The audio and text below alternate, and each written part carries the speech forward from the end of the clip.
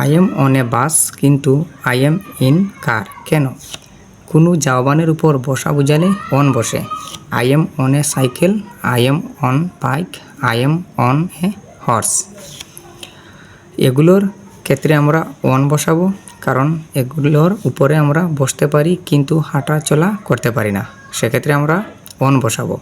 আবার যাওয়ানের ভেতরে চলাচলের মতো জায়গা থাকলে অন বসে, যেমন I am on a bus, I am on a train.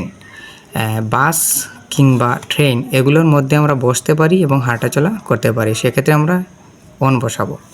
আবার কোনো যাওয়ানের ভেতরে জায়গা খুব কম থাকে, সেক্ষেত্রেও ইন বসে, যেমন I M in a car, I am in a taxi. এগুলোর মধ্যে আমরা বসতে পারি কিন্তু হাঁটা চলা করতে পারি না, সেক্ষেত্রে আমরা ইন বসাবো।